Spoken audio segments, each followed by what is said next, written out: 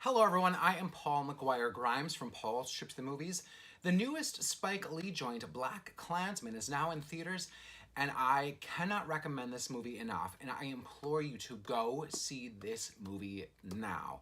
So this is based on a true story that's almost too bizarre to be true story of Ron Stallworth, based on his book. He was a black cop on the Colorado Springs police force in the 70s who decided to infiltrate the local chapter of the KKK. While he talked to them over the phone, he had one of his other undercover cops, played by Adam Driver, go and meet them in person. Stars John David Washington as Ron Stallworth. He is Denzel Washington's son. Spike Lee directed Denzel in Malcolm X, a little connection there. And he has the swagger, the force, the voice of his father, and is really carrying on his dad's legacy.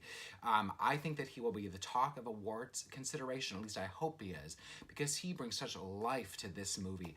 Like I said, it also stars Adam Driver as the other cop, Flip Zimmerman, and then Topher Grace as David Duke. Movie, it really leaves this kind of uneasy feeling inside you throughout. When you remember that it is set in the 70s, but how much it reflects what is going on in 2017 and 2018. The script at times can be very harsh to hear. There are also some very violent images on screen, but I think that's really Spike Lee's point.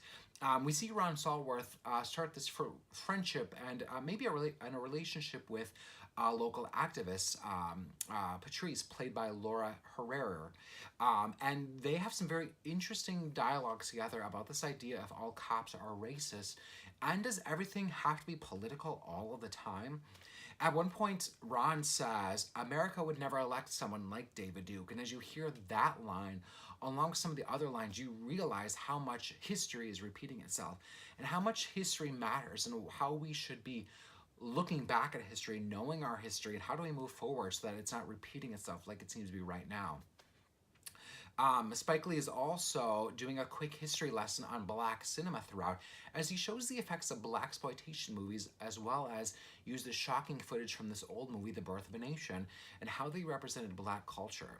It almost feels at times that Spike Lee is playing this for satire, at how he wants us to laugh at the absurdity of all of it, and kind of plays for laughs while balancing the harshness and how he directs some of his actors. He directs it with such a precise vision, knowing which buttons of ours to push at any given moment.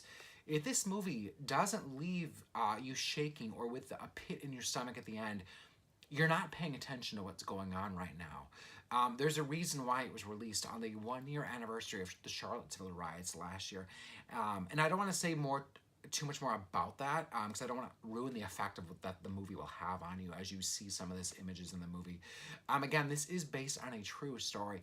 I cannot recommend this movie enough. I'm giving it 5 out of 5 ticket stubs. This is my first 5 out of 5 review of the year.